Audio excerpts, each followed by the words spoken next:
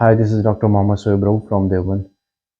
बहुत सारे काफ़ी टाइम पहले हमने जब वीडियोज़ बनाना शुरू की थी, तो हम बीमारियों के बारे में ज़्यादा बात करते थे। मगर उस पर हमारे व्यूज़ कम आने की वजह से, सब्सक्राइबर्स कम आने की वजह से, वो वीडियोज़ बनाना बीच में कुछ छूट गया था। तो आज एक टॉपिक मुझे बहुत अच्छा नज़र आया, तो मैंने सोचा कि उसके ऊपर एक वीडियो बनाई जाए।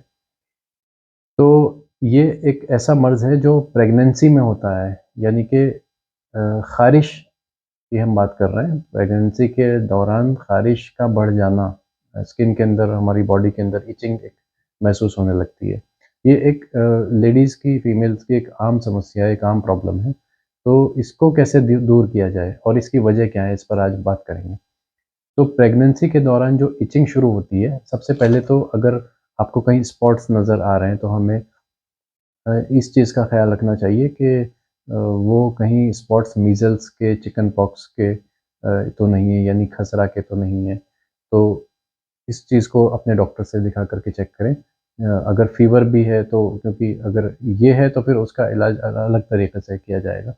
बहरहाल जो नॉर्मल एक वजह है, एक आम वजह है, हमारी अगर हम मॉडर्न साइंस की बात करें, तो एस्ट्रोजन लेवल, एक एस्ट्रोजन हार्मोन का जो लेवल होता है, एक हार्मोन होता है एस्ट्रोजन, उसके बढ़ने की वजह से जो हमारे ख़ास तौर से लीवर के अंदर, गॉल ब्लैडर के अंदर पाया जाता है, वहाँ पर उसका कलेक्शन हो जाता है, जिसकी वजह से कोलेस्टेसिस का एक प्रोसेस, जो एक आम प्रोसेस है, वो नहीं हो पाता। यानी कि गॉल ब्लैडर का जो कॉन्ट्रैक्शन होता है, वो नहीं हो पाता।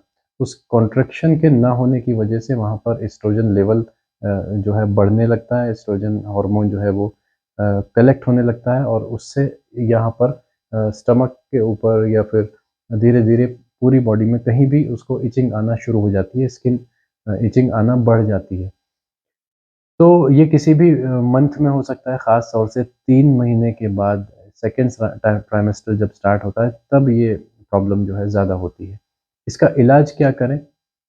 अच्छा, एक चीज़ मैं ये बता रहा था कि एस्ट्रोजन लेवल के बढ़ने से, या फिर हम उसको ये भी बोलते हैं, हिकमत की अगर बात करें, क्योंकि हम एक यूनानी हकीम हैं या एक यूनानी डॉक्टर हैं, तो हम हिकमत के लेवल से भी बात करेंगे।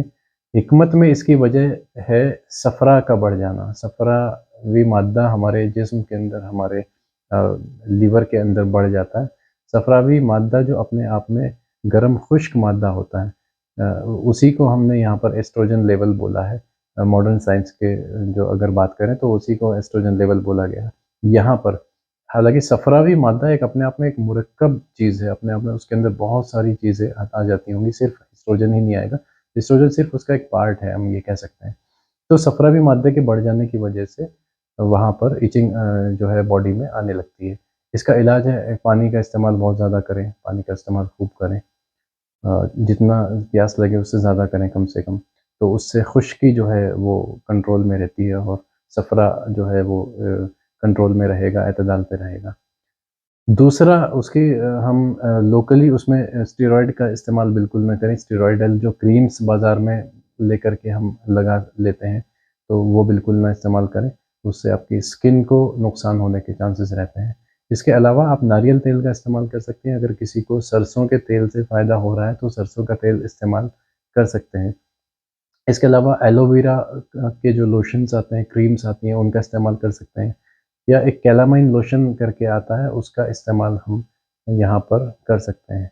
और इसके अलावा जो प्रेगनेंसी के दौरान एहतियात रखने वाली चीज़ें हैं, उनका हम ख़्याल रखें।